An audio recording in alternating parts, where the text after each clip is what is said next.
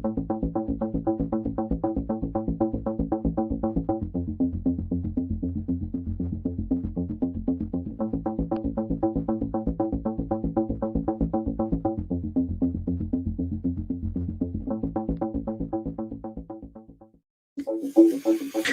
up, everybody? Welcome to the Grey Exchange. How is everybody doing tonight? Glad you can join me and my guest. You guys might be familiar with this guest. What's up, everybody? Welcome to the Grey Exchange. How is everybody doing tonight? Glad you can join me and my guest. Apologies, I have an echo somewhere. What's up, everybody? Welcome to the Grey Exchange. How is everybody doing tonight? Glad you can join me and my guest. Let me find. Apologies, I have an echo somewhere. What's up, everybody? Welcome to the Grey. Found it. All right. My apologies. Anyways, so everybody knows how I usually run these live streams. Basically, for the first half hour, I'm going to be concentrating on the guests. After that second half hour, then we'll go into questions from you, the subscribers, and we'll jump into there. Let me say what's up to a few people out there. There's a lot more in here than I thought. You got Setter, Susan, Joe, Bonnie, Shandy, Independent Marine, Julie, Monty, Prepping Plumber, Independent Marine, Northern Girl Hobbies, Harvey Black. Let me see, Michigan Outpost, Mama K, Jeep Girl, Domestic Gangster, Setter, Colleen Rich, Ken B, Angie, Operator 357, and the list goes on, Tennessee Tactical, and I'm not going to be able to catch up because you guys are moving quick now. Anyways, so without further ado, let me bring up my guest. Well, he was in the green room. What's up, North Cal Prepper, Patriot 3%er, Melissa Dove.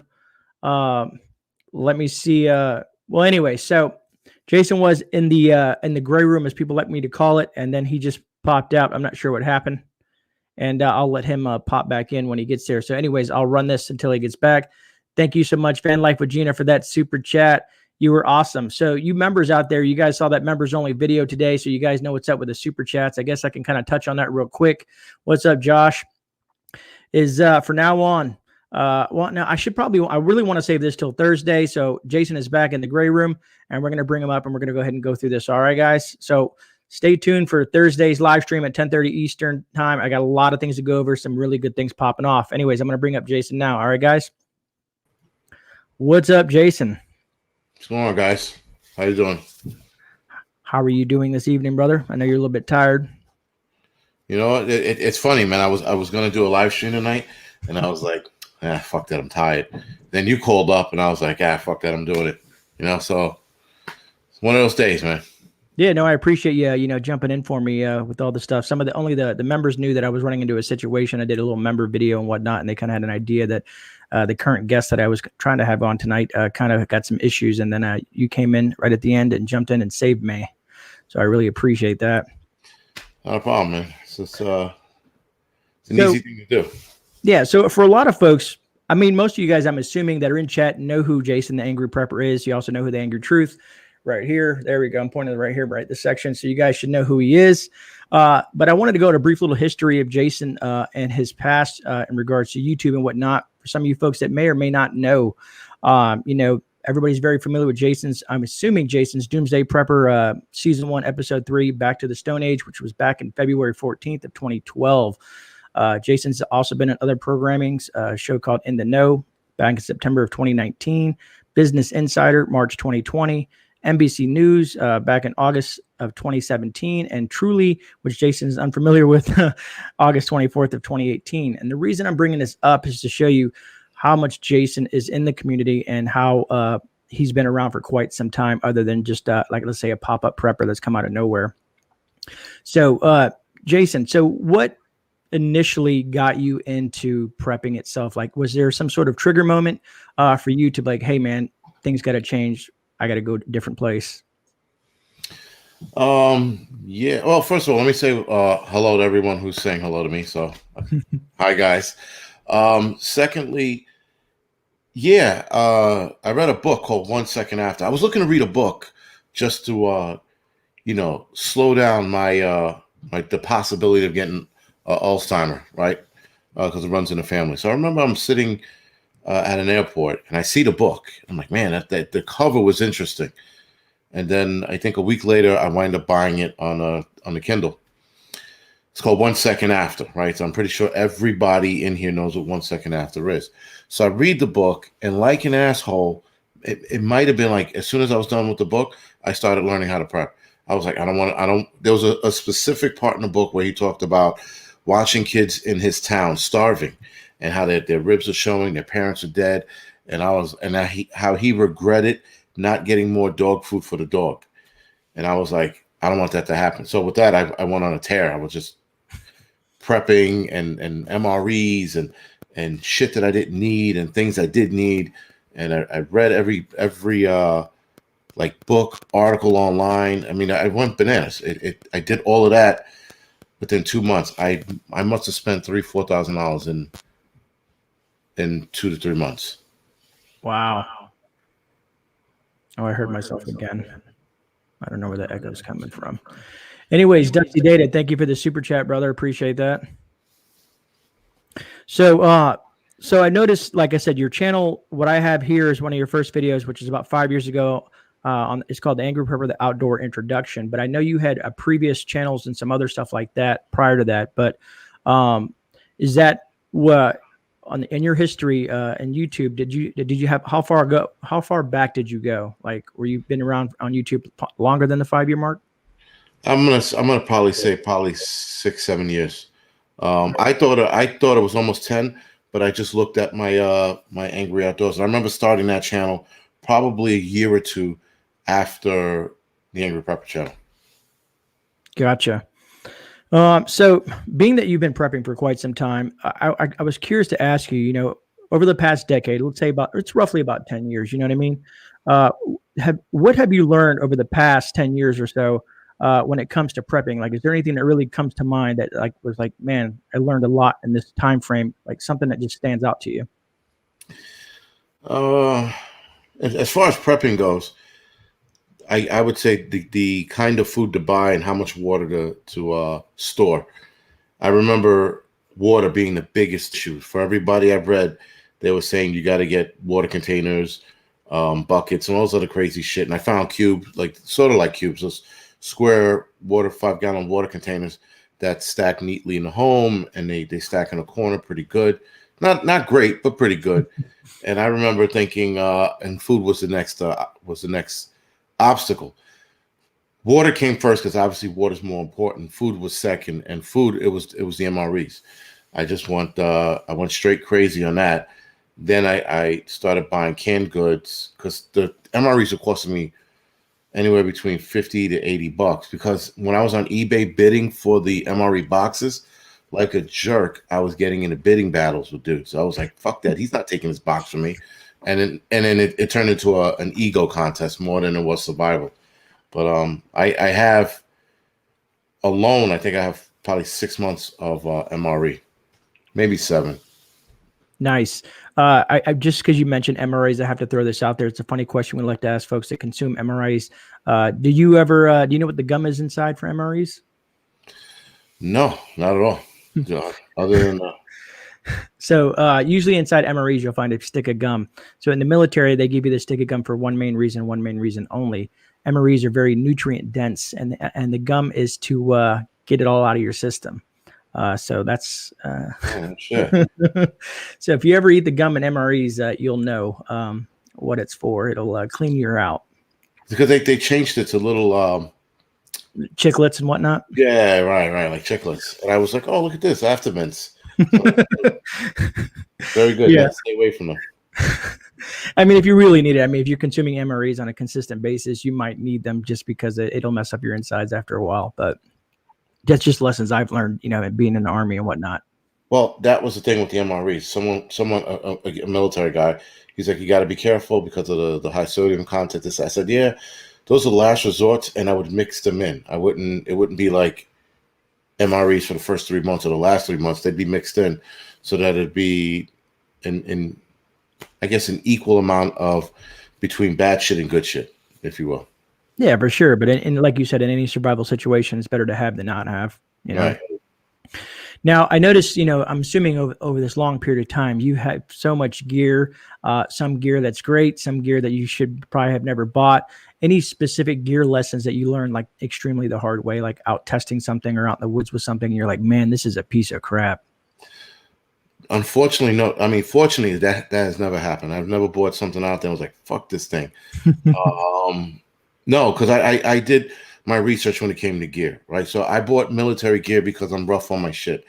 So I went with a company called Urbula Stock for most of my bags, and then Hazard 4 and Max Edition. And those bags you can absolutely beat the hell out of, and they'll last a long time.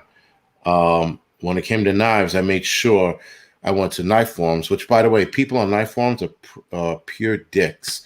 But I learned a lot from those assholes. And I learned what knives to use, what not to use, and what survival knife is good. So I did a lot of research before I went out there with faulty gear. And I never went out there with faulty gear because I did the research. Smart man. Now, do you carry multiple knives? Like, do you carry like a fixed blade, like a flip blade? Any or wood carving knife? Do you carry like multiple knives, or you just have one that you just go with all the time? When I'm out in the wilderness, I carry 3.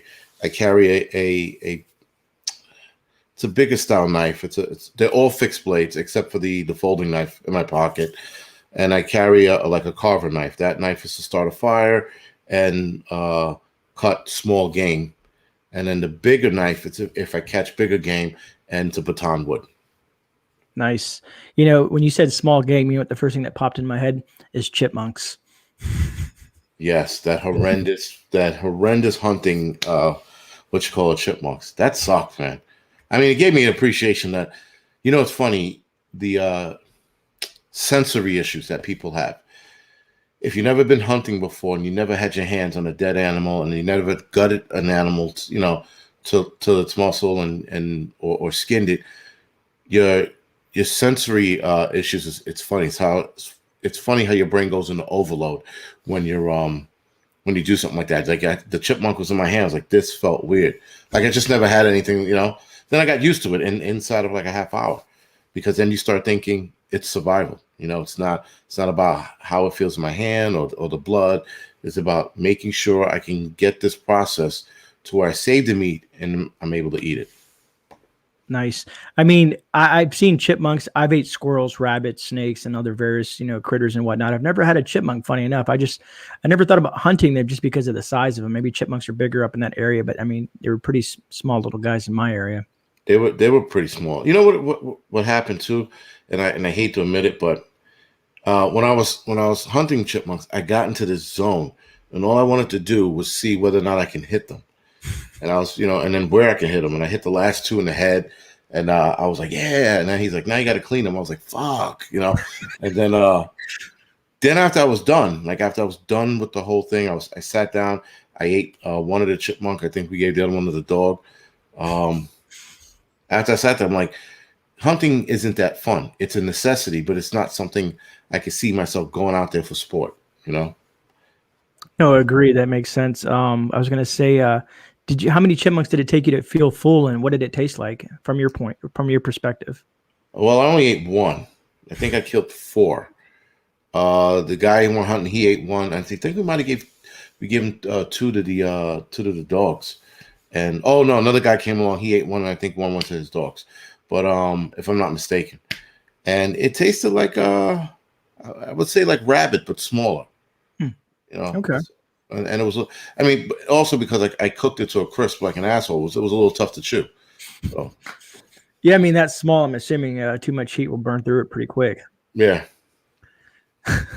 But sorry, I'm glancing at chat and there's some funny stuff going on there. Remember, guys, I will be we'll hit chat here in about a little while. All right, so I'm going to focus on Jason here for a little bit. So Jason, one thing I like to preach on my channel is training. A lot of folks, people buy gear, you can read books, you can do a lot of stuff like that. But I would suggest to a lot of folks, what's up, the roaming prepper? A lot of folks is to get training if they have the option to. Let's say stop the bleed classes, trauma classes, proper firearm trainings classes and things like that. Have you taken some classes, and if so, what kind? And did you feel that they're valuable to I guess your prepping repertoire? I I was an EMT before I was a fireman, so that went into the prepping portfolio, if you will. And then I went out to Blackwater, and I trained out there. The first year I went there, I went for a pistol carbine class, which was pretty cool because I didn't know anything about that. I mean, listen, I shot a gun here and there, but there's a difference between shooting a gun and then there's shooting guns at a course like that. You know, the transitioning from the pistol to the M4 back to the pistol, learning how to shoot at cars, you know, where to hit the car in the windshield, shooting the squad automatic rifle, shooting that thing. That was pretty cool. The Russian, what's the Russian sniper rifle? That was pretty. I was going to say, first, when you said Russian, first thing I'm thinking to is the AK-47. The AK I got to shoot too. That was fun. But the Russian sniper rifle, that was pretty cool. So anyway, getting through those courses, I went back for the 2-week course. No, wait. Sorry, 3 weeks. Yeah, I was there for 3 weeks. And the second time back. And it was pretty cool. It was a good lesson to learn how to shoot. And then I did survival school, wilderness survival, if you will. You can only learn so much on YouTube, and you can only go out and do so much on your own. So you need to test yourself. And I went to Dave Canterbury's survival school. Nice. And Dragon folks, off, thank you. Yeah, I was going to say, I was looking at the chat too. People are throwing names out there, and yeah, the Dragon off. But yeah, no, that's good because, like I said, I feel that people, if they have their opportunity to, it's the best to get out there and learn some skills with some of these classes. And I'm not sure if you're like your fire department does because it's an inner city fire department, but I know some of the rural areas, they kind of do classes on like stop the bleed stuff here locally. I'm not sure if they do that in the city or whatnot. With us, they gave us the tourniquets and go Godspeed. They didn't give us like a class. And not for nothing, the tourniquets, I hate to say it, but if you don't know how to use a tourniquet, you should never, ever, ever put a Band-Aid on anyone. Because a tourniquet is self-explanatory. It doesn't get any easier than that. And when they gave us the tourniquet, they said, here's the tourniquets, here's a manual. We went through it all of two minutes, and then it was done. You know? Gotcha, yeah. Definitely to learn proper use of a tourniquet and how to stage a tourniquet is very important, at least coming from my perspective as well. Where am I at? Let's flip this piece of paper over. You know, I kind of wanted to touch on this, and this might be a touchy subject for you, but you're pretty straight up, and you'll say how you feel about it. Because you were at the Twin Towers, correct? Yeah. All right. So were you a first responder at that point? That day I was off. I just got off that tour. And I remember when the first tower got hit, I remember thinking to myself, who the fuck flies a plane into a building? And then I get up to 7th Avenue and 28th Street. And then 6th Avenue, sorry, and 28th Street. And I get up to the corner and I see a crowd of people standing in the street looking downtown. And I look and I see the smoke and I'm like, oh, that is fucked up. And then the second plane hits and I'm like, oh shit, that's really fucked up. But I didn't make the correlation to the second plane. I didn't know why the second building exploded. Not then and there. And then I was like, man, I wish I could help. Completely forgetting I was an EMT. I was sitting there, holy shit, I'm an EMT. So then I had to take my son back home to his mother because we were fighting at that time. So I took him back home. I took him back to the babysitter. Babysitter opens the door. She doesn't say one word. She just takes the kid and goes, "You going?" And I go, "Yeah." And then that was it. Got on my bike, rode down there. All hell broke loose. Yeah, and then you know that was it. You saw a lot of people die, a lot of people fall in windows. And the worst part, I mean, the smoke in which holes was people jumping out of the windows was bad, but I didn't know it was people falling out of the windows at the time. I thought it was paper, just the way they were like floating down. And then they were making this sound that, again, I didn't know because I'm like, who makes a sound like that? Come to find out a week or two later, I watch a video and they explained what the sound was. And the sound was bodies hitting like an overhang. And the overhang was this metal overhang in the Trade Center. And people were hitting it. And I thought firemen were trying to break into a door and they were just constantly pounding on it. So before the conspiracy theorists wake up, I have my take on certain things just based on what I saw. The third one, everyone's talking about. A couple guys asking about Building 7. Building 7, I believe, was taken down just because of again what I saw. And then you had some oddball shit going on that people just don't talk about. So it was an interesting day, very interesting day. Listen, I tell you this much, I do it again. That if I come down with cancer or anything like that, which a lot of us are on deck for, even if I come down with it, I'd still do that again. Yeah, no, it's just that's like a true shit hits the fan event, seeing something like that right in front of you and unfold the way it did. Yeah, you know what's weird is that people seem to think that everybody helped down there. Everybody. There wasn't a person down there who wasn't helping or trying to help. And so a lot of people like, I could never do that job. I'm like, if you were at the Trade Center and you saw some of the shit I saw, people helping one another out, there was some business guy there. The guy had rolled up his sleeves and he was running around with crates of water, handing it out to every fireman, cop, EMT that he saw. I'm pretty sure he spent the day doing that shit down there. And then there were people just doing various shit, again, trying to help out. So it was an interesting day just to watch everybody react the way they did. The PTSD part, it's interesting because that kicked in like a year or two later. And I had no clue that I was going to be affected with PTSD by that shit. Because I'm like, it was here, it's home. I didn't expect it to kick in the way it did. But when it did, it kicked in. It was eye-opening. Because I associate PTSD with military guys. Right. You know, PTSD can run in many different scenarios. Like I said, I have a history with that as myself. But it could be abusive parents, alcoholic parents, or just weird stuff that happens to you when you're a child. So, right. So yeah, once you dig into that, it can affect a lot of people in different ways. But thank you for sharing that, Jason. Not a problem. So, you know, a lot of people, I was on Van Life with Gina's channel, and they were asking me some questions about prepping, and I talked about the 5 C's, which is basically cutting, cording, combustion, covering, and containers. Now, you've expanded that correctly, or correct? Yes. 16 C's. Okay, so we're up to 16. 17 C's because I added a couple of things. Thanks, Van Life with Gina, for the super sticker. Appreciate that. And do you want to share those with us today? Yeah, because I got to read it off. I can't remember it off the top of my head. But so the 5 C's and the 10 C's came from Dave Canterbury. So when I took Dave Canterbury's survival class, his second class, you had to carry the 10 C's. And when you carry the 10 C's, that's all you were to take with you in your bag. And I actually had a haversack, if I'm not mistaken.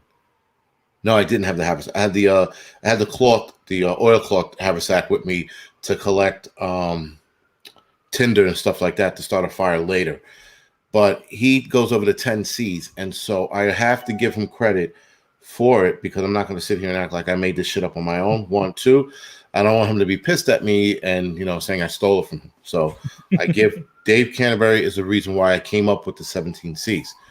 So the 17 C's are cutting tool, covering element, combustion device, container, cordage, cotton material, cargo tape, duct tape, candling device, lights, coursing device, compasses, paste beads, critical care kit, cooking gear, communications, chargers, solar too, canvas repair needle, which is a sewing kit, clean water, calories, which is food, and currency, money, or something that you can trade. Awesome. I think that's pretty awesome that Dave has added to that. And so as yourself, it's like very appreciative for people that are coming up in regards to that prepping thing, because when I started getting into prepping, I learned the 5 C's and then kind of built my bug out bag or get home bags or whatnot off that premise. But it's nice to see that folks are expanding it, and I see how it can apply in many, many ways. Let me see, what do we got here? So I like to ask this of a lot of different preppers or even homesteaders and bushcrafters and everybody out there, and I kind of consider everybody in the same fold in some form or manner. Is there any specific foods that you would specifically recommend to preppers or even new preppers that are starting to get into this whole thing with the food prepping? Food. like a lot of people do either the Augustin's Farms, they do freeze dried, like you discussed MREs. Some people do rice. I would say do whatever is within your budget. There's no one right answer, especially if you're broke and you're trying. Because a lot of people will reach out to me and be like, "I don't have enough money." Go to a supermarket and find a sale. Look for something that you will eat or you think you'll eat, and if you're not sure, buy a can or two, try it out. Try out the different varieties and start there. If you're bugging out, freeze-dried food, MREs are the way to go because they're a lot lighter than carrying canned food in your bag. Yes, people have done it. So you go what is cheaper for you. Agreed. There's so many different options out there, and I was just curious your take on that because there's very, very affordable options. I always look for sales and stuff like that. If there's like some buy one get one or some specials, I'll grab some of those and throw them in the prepper pantry and whatnot. So a lot of people, there's bug out bags, get home bags, med bags, EDC bags, and all that kind of fun stuff like that. Now, do you have all those type of bags, or do you have like one main bag that you that deal with? 'Cause I know you have a bag. You're kind of like me. Whenever I'm out in the woods, I always have the same bag on me. It's basically my get home bag, but there's a lot more stuff in it than 72 hours. Do you have multiple bags? I know I've seen your spread before in some of your bug out bag videos, but there's a lot of bags there. But I was just wondering if you have like one specific bag that you use on a daily basis for, like, if you have medical stuff in there and survival stuff and all that jazz. Well, my bug out bag is not my camping bag, just because you listen, the whole school of thought of like your bug out bag is your bug out bag and don't touch it. I would tell people don't touch it if you're not trained and if you're not cognitive of what's in your bag and what you're taking out and what you're using. 90% of the shit in my bag goes back into my bag after I'm done camping. The only thing that does change out is the food and the water. That's it. Everything else goes back in the bag. So it's not like I'm taking anything out and putting it in another bag. Now, I do have a scout pack. The scout pack allows me to scout out certain areas, go a short distance, only 3 days, there and back. I have a haversack, but that's my my bushcraft bag, if you will. That's when I want to test my skills and just want to build a shelter and carry this like man purse is what you would call it. I don't have an EDC.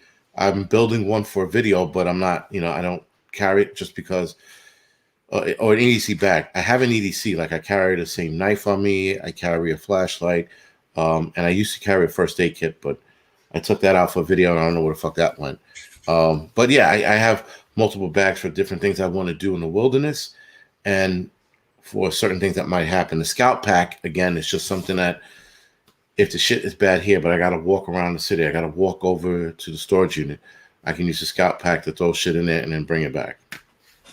See, I know a while back you had stated that you don't carry because I'm still carrying a ferro rod in my pocket at all the times as an EDC, and I'm assuming there's a reason that you stopped, because I know you used to carry one as well. Is it because let's say you carry something simple like a lighter or whatnot instead? No, when I'm out in the wilderness, I always carry the ferro rod. That's my go-to. My backup is the flint and steel, and if all else fails, I go with the bow drill, which is super hard. But before I entertain all of that, I go to the magnifying glass first, right? When you're out in the wilderness, you should always use a renewable source, and the renewable source is the sun. And then after that, you go down the line. And then your lighter should be like the last thing you use if you are in a shit position. If it's raining, if it's cold, I will go with the lighter. If I got time and I got time to play, I'll use the ferro rod. If I'm feeling challenging, I'll use the flint and steel. And if I lost my fucking mind, I'll go with the bow drill. I've heard it's very, very challenging. It is. It's a pain in the ass, actually. So that being said, I was curious. I kind of wanted to throw a question at you, and I'm trying to be a little bit liberal with it, and not liberal in that sense, but Yeah, if you could only take 5 items with you, what would they be and why? Like if something happened and you could only take 5 items, you didn't have access to your bug out bag. If you just had 5 items that you could only carry on you, what would they be and why? 5 items, and I was in a rush to get out. Yeah. My trusty knife, ferro rod, 550 cord.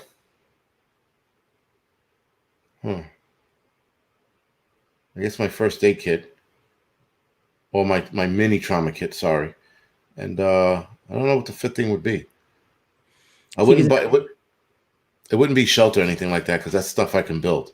A cooking kit. Sorry, cooking kit. exactly. I was gonna say, because some people are like, well, what about water filtration? But if you have a cooking kit, then of course you can boil water and all that jazz. So Right. awesome. Where am I at here? So I wanted your take on this, and we kind of touched on it a little bit. There's folks right now getting into prepping. Some are brand new. Some have been doing it just for a few months or 6 months or so because of everything that's been happening in society and the past year and whatnot. Is there any specific advice that you would give to these folks coming from someone as experienced as you? I would say take your time. The shit hits the fan, the end of the world.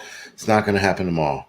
Unfortunately, it builds up to that point. And so what we're all seeing right now, being that a lot of people are new, I would say take your time, do your research.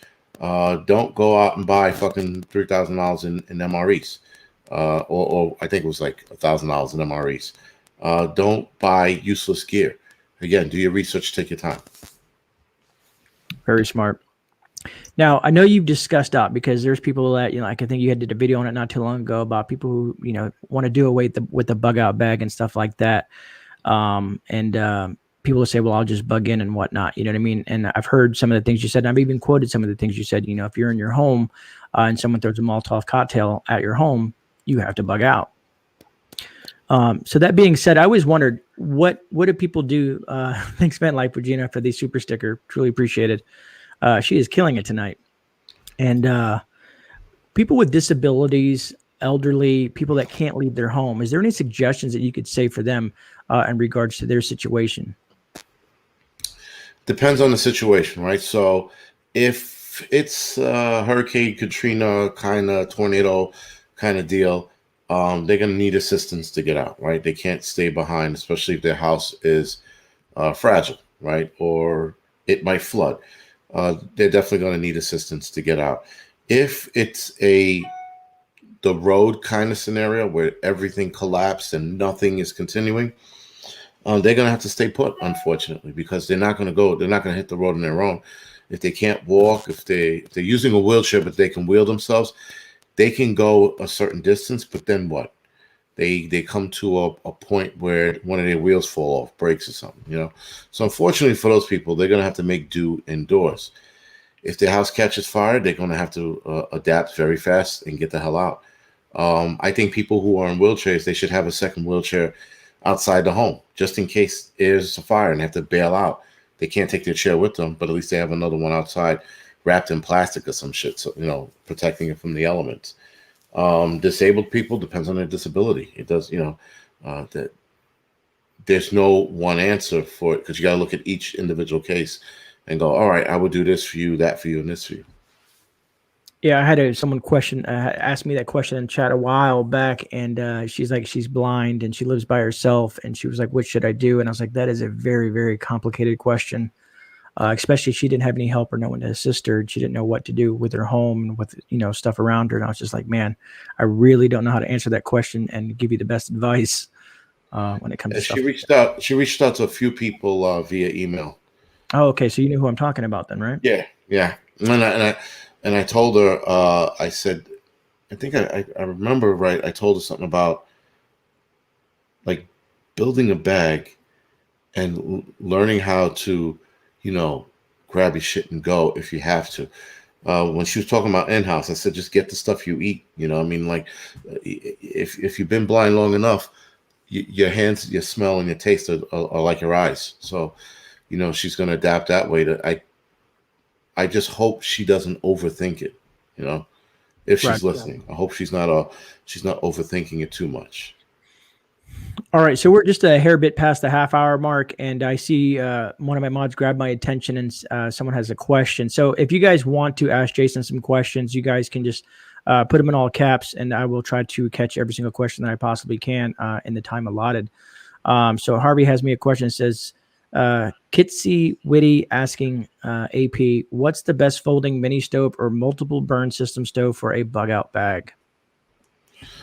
I would go with the Firebox. It's very flat. It's a little on the heavy side, but it's strong. It can hold up whatever you put on top of it.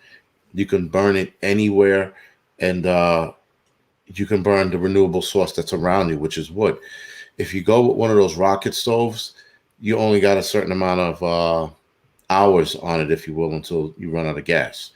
So I used to have a white gas stove, but watching it not burn in the wintertime is why I switched over to the firebox and or the bush box, because that allowed me to just use wood to burn. And I always carry tinder with me as well, so I never run out of that stuff.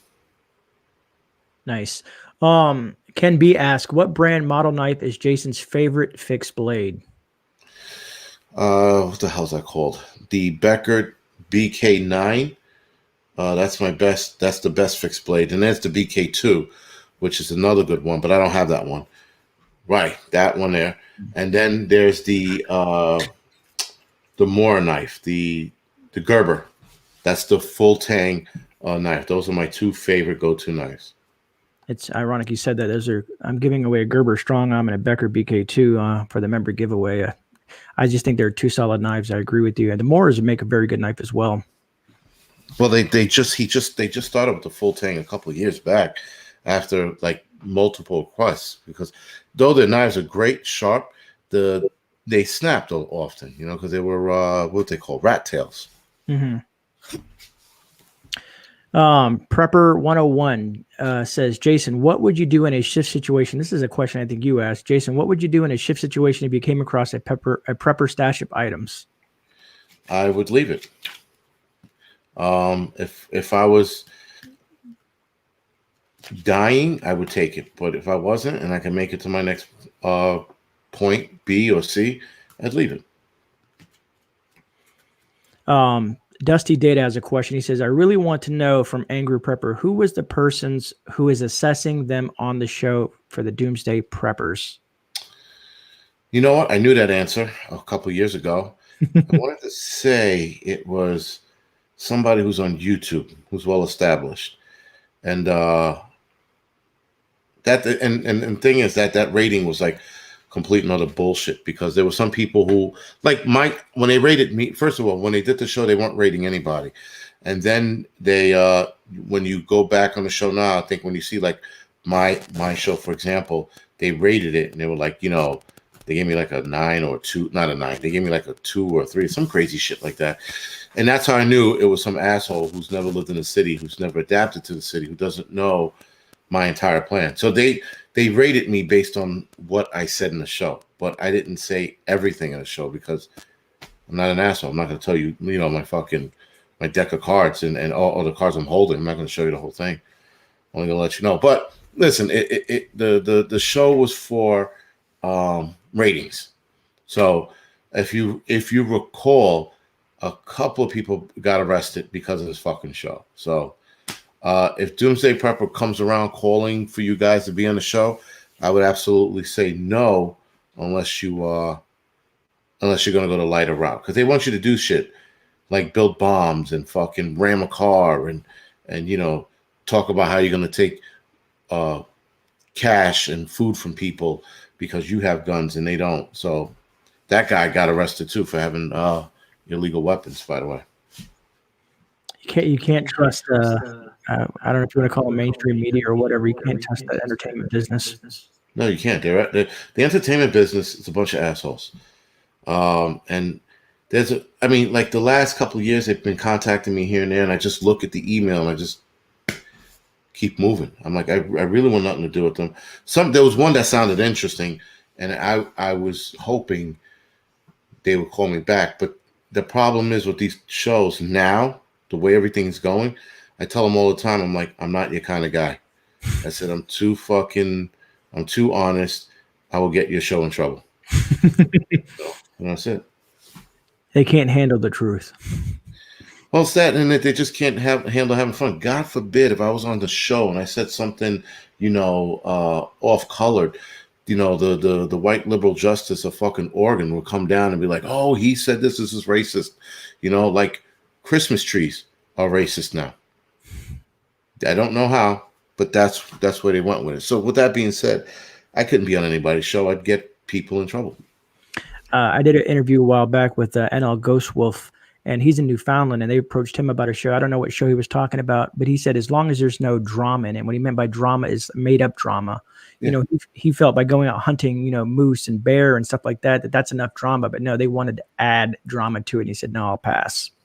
They always listen. There's a certain amount of drama you can add. That's fine, but Doomsday Preppers, the preppers that were on the show, they were just trying to fucking make a buck, be famous, get rich quick. And I'm gonna tell you right now, I don't think there was anybody on that show that became famous because of that show. You know, there might have actually nobody. There's no, at least nobody I know of. You know, and that's including myself. People are like, well, because of that show, you got a book deal, and I said, yeah, but the book is shit, and YouTube. It was all on my own. They didn't help me out at all, you know?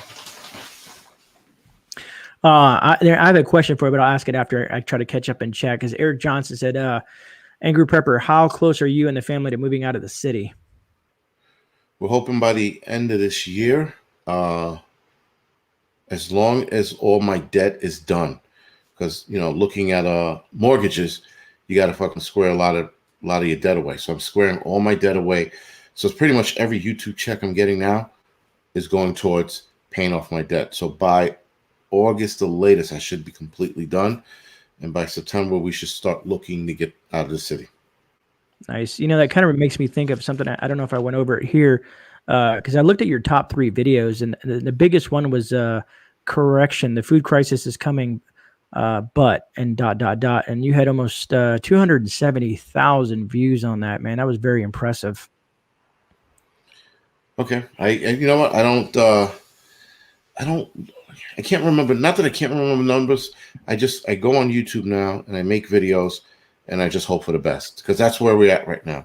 You know, you make a video that's off color, they cancel it or they delete it. The numbers do matter. I mean, obviously numbers matter, but I don't go back in my old videos. Once the week is done, I move on to the next video. So when that does pop up, if it does catch my eye, I'm like, oh, that's pretty cool. 270 people listening to me. That's 270,000 people listen to my video. That's impressive. I don't even want to listen to myself. So, you know. I feel you, brother. Sometimes my wife will be playing my videos because she's just curious to kind of follow up on them and stuff like that. But I agree with you. It's weird sometimes. I did a live stream last Thursday. I think you were in there for a little bit. And the first 5 minutes, I went over some news articles. And then the rest was all about gardening. And YouTube limited that video because I talked a little bit about the news. I don't think I said anything bad in it at all. What did you title it? I titled it all the same, Late Night with Grey. It's nothing special. It's interesting because my last couple of videos I've mentioned COVID and nothing. I mean, I went to town and nothing. So I'm not understanding this algorithm shit, and it's definitely not a person, that's for sure. Because you guys there are a couple, like, you know, other prepper channels, they're getting, like, their videos are getting demonetized. I'm like, and I'm looking at it, I'm like, the fuck, they didn't even say anything. So what the hell's going on, you know? So it's something else. I don't think it's as bad as people making it sound, like YouTube is doing it on purpose. I think their stupid AI is doing it. And it's because listen, my video on flat duct tape roll got demonetized. Right? It's flat duct tape. So, I mean, you know, go figure. Doesn't make any sense. All right, I'm going to try to catch up in chat here. I went off on a tangent. North Shore Preparedness says, Jason, will you be doing some videos on how to cook your preps? Probably not. Just because it's canned goods, and I mean, unless I came out with a recipe that was like banging, I'm like, you guys got to see this shit. Yeah, I would do it, but it's like the shit I have between MREs, Chef Boyardee, freeze-dried foods. You know what? The freeze-dried foods, I was thinking about, if I caught rabbit, I would definitely do a video with one of the freeze-dried foods. Yeah, that would be very interesting. Yeah, but I'm not going to, like, you know, I'm not going to make it a series. No way. Brian Barbie has a question. What shift scenario scares you the most, AP? What scenario scares? Uh, nothing right now. I mean, EMP would be it for me, but being that I'm squared away, I got a bunch of squared away backup locations. There's not much that makes me nervous. I mean, to me, the only thing that would make me beyond nervous is something that we couldn't survive. You know what I mean? Worst case scenario. Well, yeah, I mean, like if planet smashing into us, that would be like, that'd be end game. I wouldn't worry about it because we can't. It's like, I listen, without a doubt, everyone would be crying and sad and oh my God, but in the end, we all died the same. Now, if it was something like this bullshit hierarchy with the vaccine passes and passports, and a group of us who are not going to get vaccinated get shipped off to a camp somewhere, that would be a little more. I wouldn't be scared. I'd be pissed, but that would be a little more on my mind than, a planet smashing into us or a meteor hitting us, and like that movie, that Australian movie, where the asteroid hit on like the complete opposite side of Australia, and it took 12 hours for the blast to encompass the earth and completely fry it, and people knew that this was coming. And it was funny, like in one part of the movie, you could see it way out in the distance, and they had like 2-3 hours, and if they saw their death coming, that would be nerve wracking. I'd rather have a planet smash into us than anything. Yeah, make it happen quick, right? Yeah. Bushcraft Family says, Jason, I meant to ask you when you had me on your stream, what is that big can in your intro? Big can. I wonder if you talk about the water bob, maybe. Either the water bob or the we were as a group. I run a group here in the city called NYC Preppers Network, and we were canning, like dry canning, food. The Mormons, the Latter-day Saint people, they had this thing where you went there, you filled up a bunch of cans or bags, you vacuum sealed the bags, or you canned wheat, hot cereal. I forgot. I got a bunch of shit here and in the storage unit, but I haven't opened it in years. I'm actually hoping it's still good. Tennessee Tactical says, and this kind of relates to what we were talking about. He says, Angry Prepper, what is the scenario is the most realistic to be prepared for? Everything we're going through now. A pandemic. If the higher up, the people at the high table deem it so, we'll probably be in another lockdown before the year's end. That's shit that we should prepare for. Blackouts, probably this summer. Civil unrest, we watched that happen last summer. Like I said, more realistic shit. Zombie shit, though, there is something that I'm catching wind of, and I'm not going to speak on it until I get more info on it. But it has something to do with a brain disease that I'm hoping is not caused by the vaccine. Only because the guy in charge of one of the vaccine companies died, or all of a sudden developed this disease. Intriguing. Eric Johnson says the Angry Prepper doesn't call 911. 911 calls the Angry Prepper. All right, where are we at? Let me see Preppers which way. Dusty Data said civil unrest is coming. Listen, I'm gonna tell you something right now. If Chauvin gets off, all bets are off. Agreed. It's going to be nasty. The cities will burn. Yeah. Hell, man. Even fucking dog houses and fucking squirrel homes will be burning. It'll be so fucking out of control.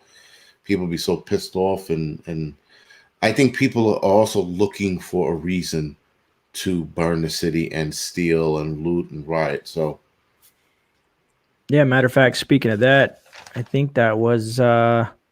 Yeah, so this was your third most popular video. This is going to be harsh, and not the other going to be harsh videos. This was going to be harsh, what he did about 9 months ago in regards to defunding the police. And got a lot of people talking about that and whatnot.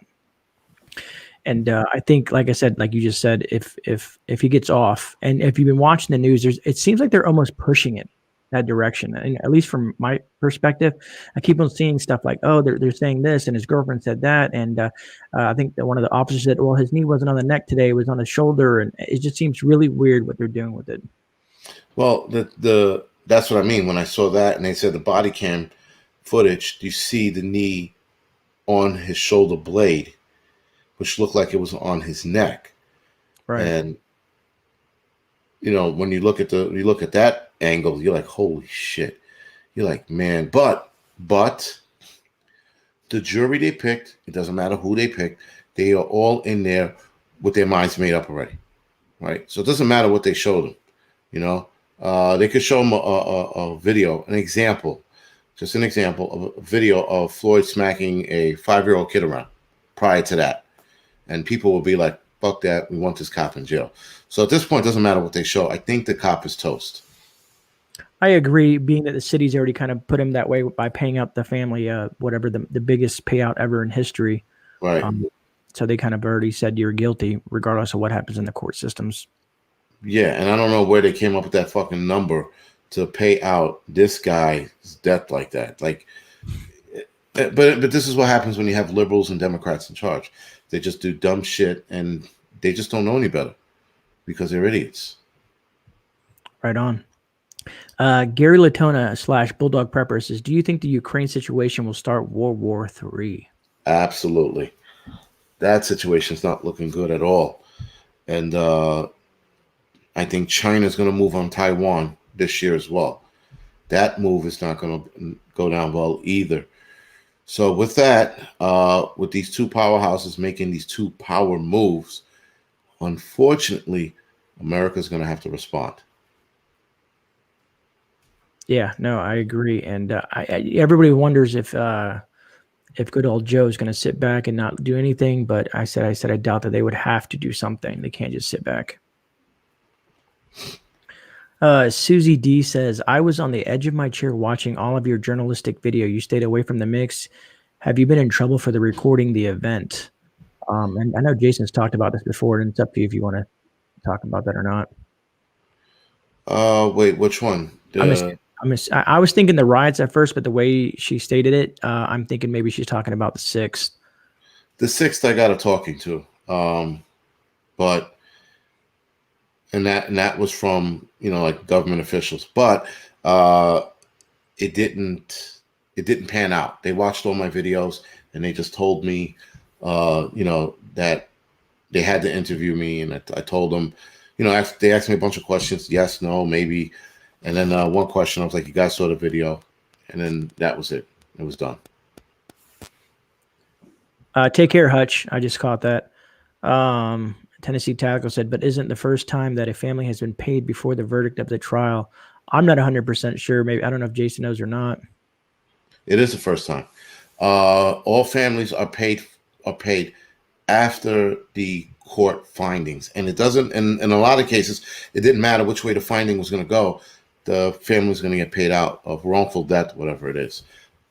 This was the first time this has ever happened.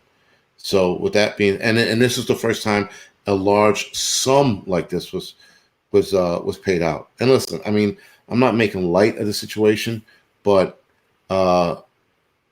there are people in this country that were killed by cops that, not that they should have been rioting, but there should have been this kind of movement. And this movement that's being made right now for Floyd is just, he's not the hero that we should be putting on the wall. Right. I was thinking about this before I go into the next question. Is being a New York firefighter, you have a lot of interactions with NYPD, I would assume, or kind of talk amongst them or whatnot. Yeah. What is their take? What is their take? I mean, if you're willing to share on what's going on in the city and on what are they like? Are they like all want to pretty much hang up their badge and just retire? All of them are all of them. A lot of them are doing their 20 and they're out. So guys had like the idea of staying on for 30 years, 25, 30 years, 35. I don't know why the fuck you want to stay on past your 25th year, but whatever. Yeah, now they're like, when I hit 20, I'm out. So they're losing a lot of cops in droves because a lot of cops got on after 9/11. So you're going to figure by next year in 2023, 2022 and 2023, you're going to see a mass exodus. Yeah, I was reading something about Oregon today that all their officers, there's hundreds of officers leaving in Oregon as well because of the way they're being treated. Well, listen, first of all, shame on the cops. The cops need to, they could dig their boot in the ground, be like, you know what, fuck the higher ups, let's do what we need to do, and then I'll take my lickings later. Here in the city, they got rid of qualified immunity for the cops, but not completely. I spoke to an officer the other night, and she was telling me, she goes, well, they didn't get rid of it altogether. What they did is that if we end up in a situation like Floyd or what's that other fat fuck that got choked out? Gardner. Oh. They end up in situations like that, they're going to definitely do investigation. And if the investigation is not in their liking, the cop is on their own. All right, let me try to get some of these questions before I get too far behind. Patriot Sandwich Maker says, AP, do you think the Vax passport issue has the possibility of fragmenting the U.S.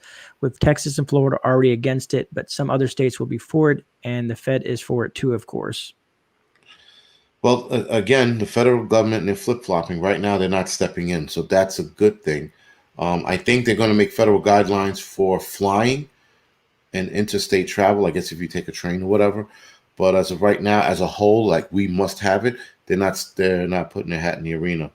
But the vaccine passport will develop another societal group, right? It'll be those people who think they're elite, who think they're cool because they're vaccinated and they can go to a hodgepodge restaurant and eat their fucking $500 dinner.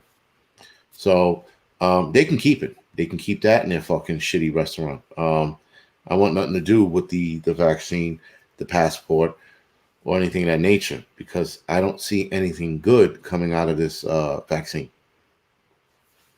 Yeah, Ken B, I watched that too. Ken B says $500,000 of that money went to the Floyd autonomous zone. I did see that, and basically that's run by the Antifa organization or whatever you want to call those folks. Well, shit, I know that. Yeah, $500,000 went to it. I did a video. There was a reporter that walked up to the gates to this autonomous zone over there in the city, and they pushed him out. They said, "You ain't coming in here. You have no reason to be here." And there's been murders, rapes, and of course all that stuff going down in that area. And they just dropped another $500,000 for that. Well, that's because the power that be, the elites, the high table, they want more of those areas. So now if you see someone giving a group like that, you see, the government giving a group like that $500,000, but stopping more from not popping up, Mm-hmm. I'm just trying to make sure I'm not missing nothing. Federal government trying to privatize business passports. I don't see anything, and I'm just kind of reading through them because there's nothing in caps. Anyways, I think I've caught up on all the questions. Jazz, chop, mainstream news, nothing. Yeah, no, mainstream media will never talk about that kind of stuff. You guys should know that. I had where was it at? I said, I had a question down here written towards the bottom. Two questions actually that I haven't answered yet, or that I haven't asked you yet. It says, what do you see coming down the pipe for this country, and do you feel that you are prepared for it yourself? I do see nuclear war. I just don't know when. I have this feeling if the Ukraine, China, Russia thing pops off, Taiwan thing pops off, I think we're going to be looking at nuclear war. And you would hope that these people are like, let's just keep boots on the ground in effect, which would be awesome. Awesome in comparison to a nuclear bomb, that is. I do see way worse things happening. And the thing is, it's like just something just nipping in the back of my brain. And it's just whatever's going to happen is going to be nothing short of a nightmare. Or I could be just completely paranoid. Agreed, but it's better to be paranoid than think everything is hunky dory, Right. Listen, exactly. I'm sitting here thinking, listen, if it happens, hopefully I'm ready for it. I mean, nuclear war, not many places you could move if we go into an all-out nuclear war. Because North Korea, that asshole's itching to push the button. Right? So I don't know why we just don't wipe them off the map, and then China to boot. But then again, Russia would jump in, and then UK would jump in. Australia is backing somebody up. New Zealand, they're going to sit this one out. Who else? Japan, they'll join us. Then you got the Middle Eastern countries will be split. Everyone thinks that all the Middle Eastern countries will jump on Russia's side. We actually have some allies there, so that'll be a split right there. They'll be fighting within each other. So it'll turn into like a Mad Max scenario. Agreed. Prepper 101 says, Jason, do you see a housing market collapse this year? Interesting. I was talking about that the other day because, for example, here in the city, the housing market is going to go, I guess, I don't know if it would go belly up, but they're going to have a problem because everybody who moved from the city to the suburban areas bought these homes. But now they're looking to move back. So what happens to those homes on the market now, right? They're going to drop dramatically in prices, and rent's going to skyrocket downtown again. So I think something to that effect might happen. But to my knowledge, to be fair, they are also not giving away homes like they did back in, what was that, 08 or whatever it was, when the bubble burst. Right. They're not giving away homes like that anymore. So there is that. All right. S.J. Mullins is saying, find out where your nearest bomb shelter is. New York City doesn't have any more bomb shelters, unfortunately. And it's funny that Prepper 101 said this because I was going to ask you during the chat, then I forgot, because I was going to ask you when we were talking about, the doomsday prep and all stuff like that. If you were ever asked from one of these companies, I don't know if you would do Naked and Afraid, but more of the series Alone, would you ever try something like that? Oh, yeah. Absolutely. Give it a shot for $1 million, right? Well, it's not even the money. I want to see how far I can go on my own.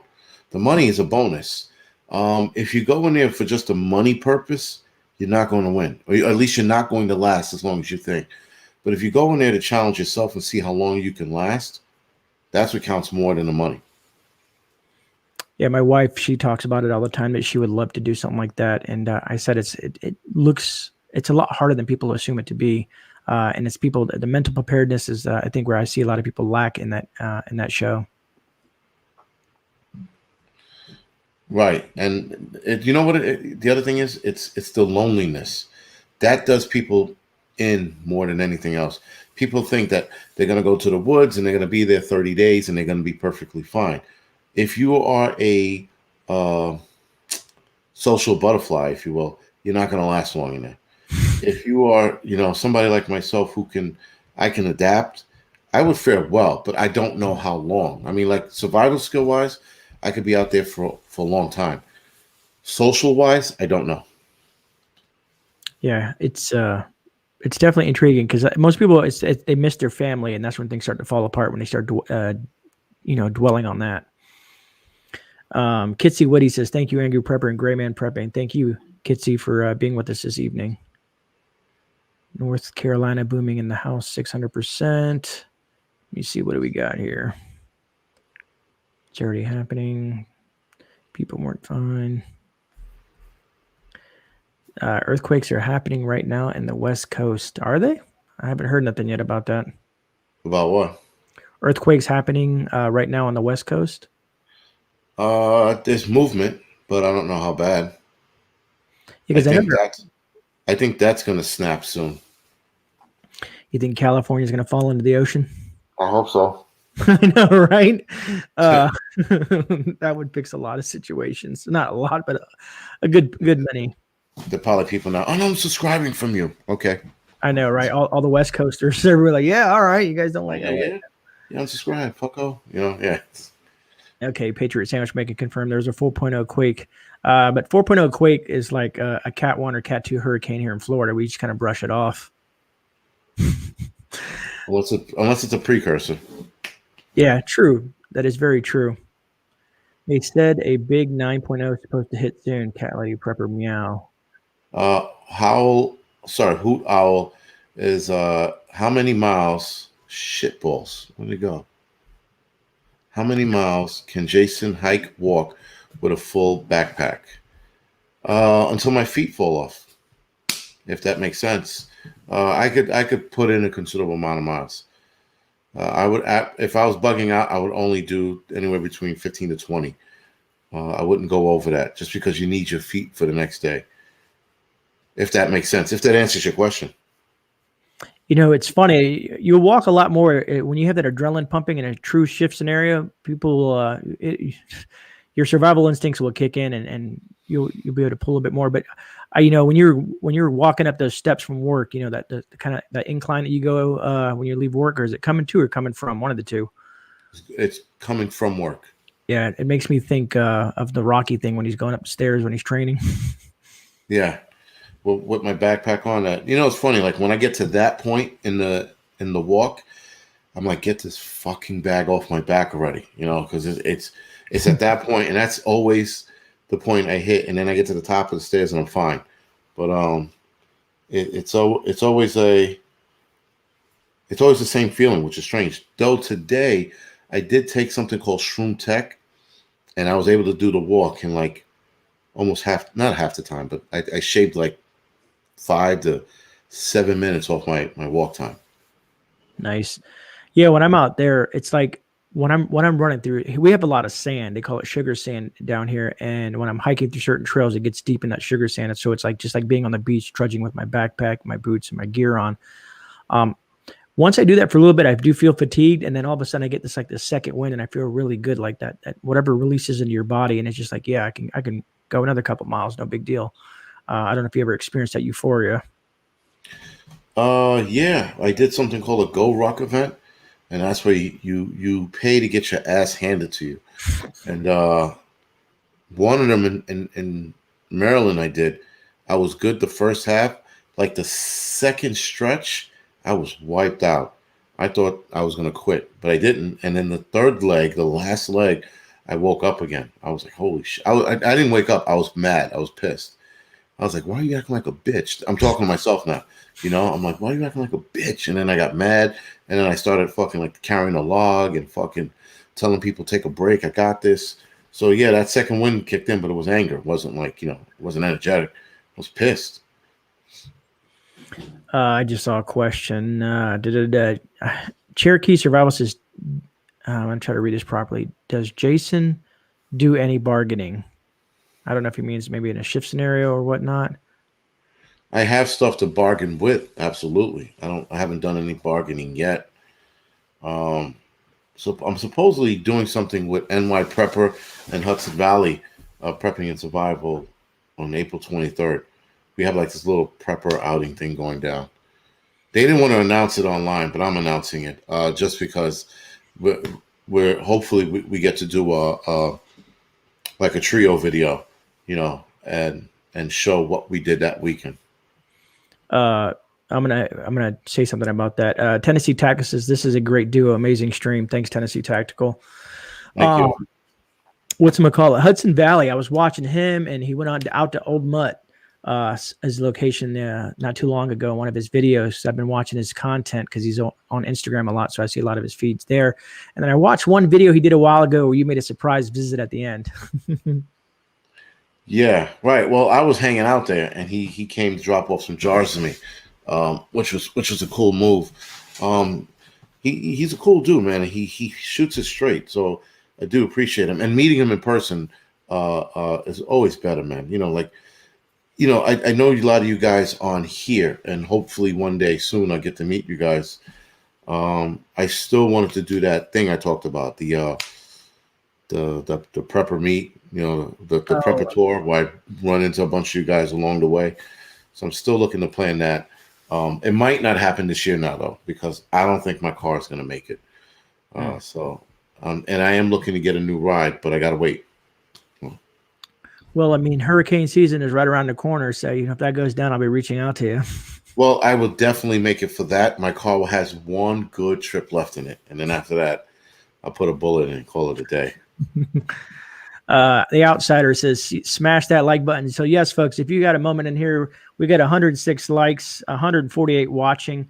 If you guys can go ahead and take the time out just to smash that like button, we truly appreciate it. If you don't find the content valuable, you're more than welcome to smash the thumbs down, because I do have somebody that happens to be in the community that always thumbs downs every single video about it. Could be about Christmas and they're going to thumb it down, but it is what it is. Let me see where we're at here. I think we're over an hour now. So I want to see what else we got here left, and then kind of wrap this up, because I know you're tired, Jason. No problem. Northern Girl Hobby says, Jason, are you ready to use your canner yet? It's right under the table here. It's still in the box. You know what, man? I'm overthinking that. That's what I'm overthinking. I'm like, well, what do I do? Should I do the soup thing? Do I do it raw? I got books here, so I all I have to do, all my answers are right behind me, right? And instead, I'm overthinking it again, and then I go to sleep and I wake up and I got like 8 videos to do. So I'm going to try the soup thing this week. So I'm going to read about it first, but I'm not sure if I should put the materials in it raw and then can it, or should I cook it first, then cook it lightly, then put it and can it. That's my issue. I saw Hoot Owl Holler say, "What's up to Citizen Guardian? If you're in here, brother, what's up?" That was a great interview, man. It was very intriguing to get a prepper's perspective from South Africa. And Alaska Preppers in here. Is he too? Rudy, Yeah. I'm calling you today, just FYI. I got some questions about a generator. You see who else do we have in here? I'm trying to make sure I'm not passing to forgetting everybody here. GreyMan. Well, Short Preparedness said he will live stream some canning vids. I'm in on that, man. I'll watch that. No problem. I probably not sure. Absolutely. I probably missed some stuff here, but I just see the prepper. Let me see, Prepper 101. He's in for the questions tonight. He said, Jason, what's the one major or minor item you don't have in your preps that you wish you did have? A generator or a solar generator? See, that's what I'm in the field right now. I'm looking to buy a generator, and the reason I wanted to ask Rudy about it and gave him a call is because I kind of want a multi-fuel generator, like some people get. You can get like that ones like natural gas, diesel, maybe even with a solar option. I just don't know. I have the money for it. I just don't know which direction I want to go into, and I want to talk to some folks that are more experienced in it than what I am, because I have a regular generator and a little portable solar thing, but nothing. I want something that's multi-use. Well, that's what I'm looking at solar, because that's all I can run in an apartment. You know what I mean? Right. Like I can't do a gas generator, and even if I had the outdoor accessibility to do so, I don't want to run a generator in a shit hits the fan scenario in the city. If I'm stuck here, that is. Let me just type this real quick.